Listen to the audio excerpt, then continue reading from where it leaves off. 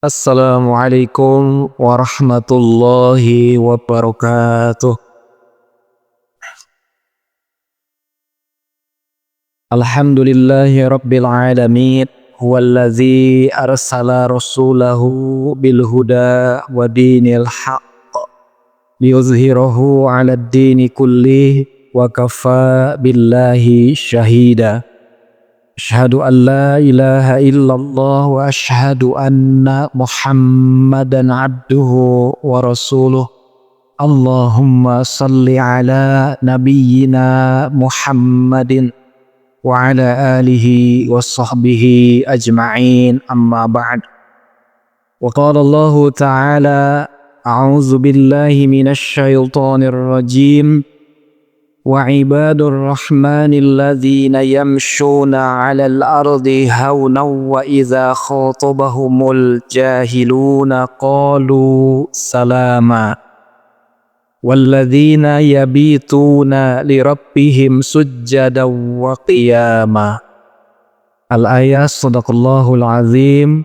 Hadirin kaum muslimin wal muslimat jamaah qiyamul lail rahimakumullah.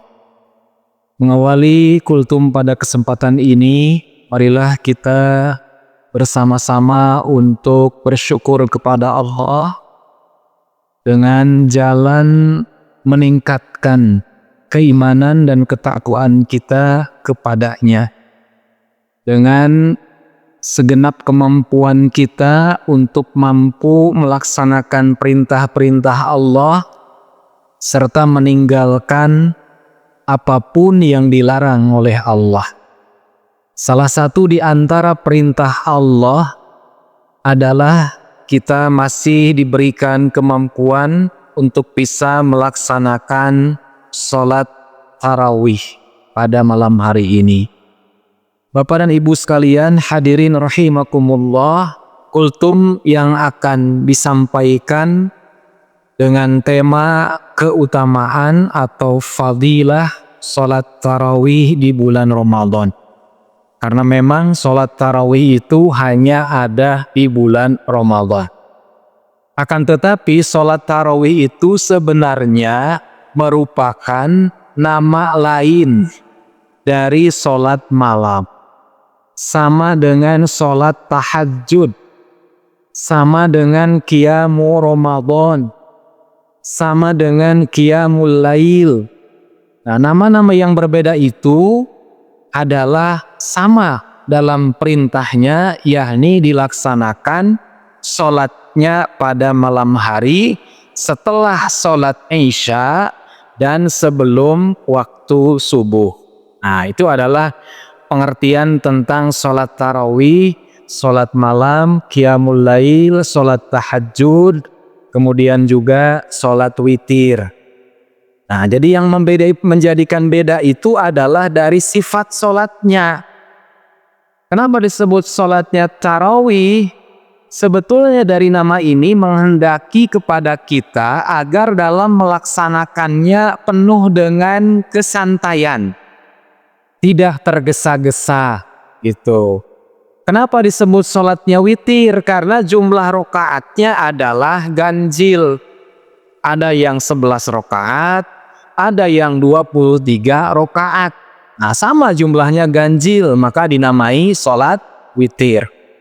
Oleh karena itu terkait dengan keutamaan sholat tarawih ini sama dengan keutamaan sholat malam pada umumnya dengan nama-nama yang tadi disebutkan. Paling tidak ada 4 keutamaan yang akan kita raih ketika kita senantiasa istiqomah melaksanakan sholat tarawih di bulan Ramadan atau sholat lail di bulan-bulan yang lainnya. Nah, maka inilah yang menjadikan pengingat kepada kita bahwa keutamaan itu sangat luar biasa. Di antaranya yang pertama, nanti mungkin disampaikan hanya 4, 2 didasarkan kepada Al-Quran, 2 yang lainnya didasarkan kepada hadis Nabi. Berdasarkan Al-Quran kita bisa dapatkan keutamaan sholat malam itu atau sholat tarawih di bulan Ramadan itu termaktub di dalam surah Al-Furqan ayat 64. Yang tadi di dalam muqaddimah dibacakan mulainya dari 63. Bahwa Allah berfirman wa ibadur rahmani, dan hamba Allah yang maha pengasih itu, ya ibadur rahman, hamba-hamba Allah yang maha pengasih adalah alladzina yamshuna 'alal ardi hauna, yaitu mereka orang-orang yang berjalan di muka bumi dengan lemah lembut, dengan tawaduh, tidak sombong. Itulah dari sifat ibadur rahman yang pertama. Yang kedua, wa idza khatabahumul jahiluna qalu salama. Dan apabila orang-orang jahil, orang-orang bodoh mencela mereka, maka mereka mengucapkan atau menanggapinya dengan salam. Tidak membalas kebodohannya. Tapi yang disampaikan adalah keselamatan ataupun perkataan-perkataan yang baik. Itu adalah sifat yang kedua. Lalu di ayat 64-nya ada sifat yang ketiga, yakni orang yang termasuk ibadur rahman ini adalah walladzina yabituna lirabbihim sujjada wa qiyama. Bahwa mereka adalah orang-orang yang mana pada malam harinya itu mereka senantiasa sujud kepada Tuhannya dan mendirikan sholat, ya, sujjadan wa qiyama. Nah, itu adalah yang menjadi sifat ibadur rahman. Apa keutamaannya? Singkatnya, kalau Bapak Ibu baca itu lengkapnya ada 12 sifat sebetulnya. Tapi tadi yang disebut hanya 3 sifat pertama. Jadi lengkapnya nanti Bapak Ibu bisa baca di ayat 63 sampai dengan 74, yang mana balasannya atau keutamaannya adalah Allah akan berikan tempat tertinggi di dalam surganya Allah. Nah, disebutkan pada ayat ke-74. Jadi mereka orang-orang yang sudah bisa mensifati, melaksanakan ciri-ciri ibadur rahman. Lalu di ayat 75 dan 76 Allah berikan janjinya, ulaika yujzaunal ghurfata bima sabaru. Mereka itu akan Allah balas dengan al-ghurfah. Kalau ghurfah itu kan adalah bahasa Arab kan artinya kamar. Artinya di sini al-ghurfah itu adalah tempat yang tinggi, tertinggi di dalam surga. Karena nanti di surga itu ada tempat-tempat, ada kamar-kamar. Nah, tempat tertinggi itulah yang Allah sediakan bagi mereka yang senantiasa menjaga sholat malam. Bapak dan Ibu sekalian yang dirahmati Allah, adapun yang kedua, keutamaan berikutnya bisa kita lihat di dalam Al-Quran, surah Al-Isra. Surah ke-17 ayat yang ke-79. Wa minal laili fatahajjad bihi nafilatal lak asa ayyab'atsaka rabbuka maqaman mahmuda. Dan dari sebagian malam maka bertahajudlah, lakukanlah sholat malam, ya, dari sebagian malam. Kemudian apa yang akan kita dapatkan keutamaannya?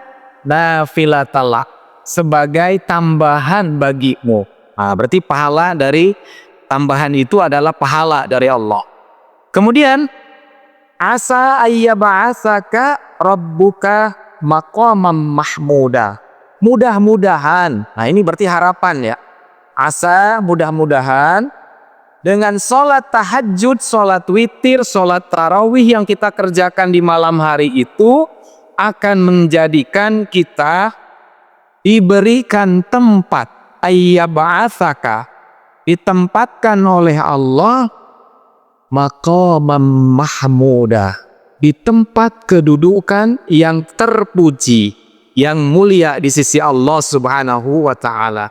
Itulah Al-Quran memberikan informasi keutamaan dari sholat malam kita, sangat luar biasa. Jaminannya adalah surganya Allah Subhanahu wa ta'ala. Adapun Bapak Ibu sekalian, dalam hadis Nabi, 2 hal keutamaan lainnya bisa kita dapat informasi ini di dalam hadis yang diriwayatkan dari Abu Hurairah oleh Imam Al-Bukhari dan Imam Muslim, dan hadis ini sangat populer di bulan Ramadan. Man qoma ramadhana imanan wahtisaban ghufira lahu ma taqaddama min dzambi. Siapapun orang yang melakukan qiyam, salat di malam hari, yakni qiyam Ramadan, dengan iman dan ihtisab, maka keutamaannya dia akan meraih ghufira lahu, ampunan padanya dari Tuhannya, dari Allah, atas apa dosa-dosa yang telah diperbuat. Dan yang kedua, dalam hadis yang lain, ya ini menjadi keutamaan yang keempat, yang terakhir yang bisa disampaikan, adalah dalam hadis yang diriwayatkan dari Abu Dza, yang mana riwayat ini disampaikan oleh Imam An-Nasa'i, Tirmidzi, Ibnu Majah, dan Imam Ahmad.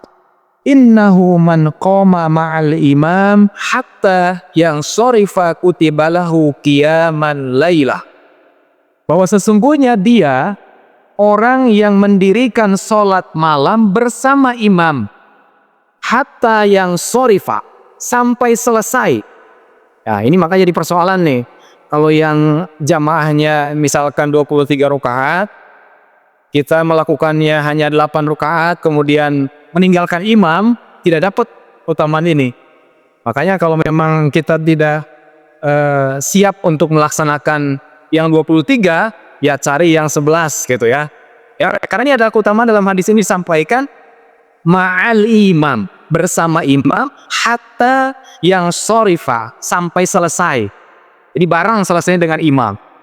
Kutibalahu qiyaman lailatin, maka ditetapkan baginya seperti mendirikan sholat sepanjang malam. Nah, luar biasa. Jadi sholatnya adalah dalam hitungan semalam suntuk. Jadi kalau kita lakukan cuma 11 rakaat ini, keutamaannya luar biasa. Nilainya, pahalanya seperti kita sholat sepanjang malam. Coba kalau kita hitung dari waktu ba'da isya, katakanlah jam 8 kita mulai sholat, sampai menjelang subuh itu dinilainya sholat semua itu. Dapat pahala sholat dalam hitungan semalam suntuk. Maka inilah yang mudah-mudahan bisa kita raih keutamaan-keutamaan ini, khususnya di bulan Ramadan, karena sholat tarawih istimewanya sholat malam yang dikerjakan berjamaah. Nah, beda dengan sholat tahajud.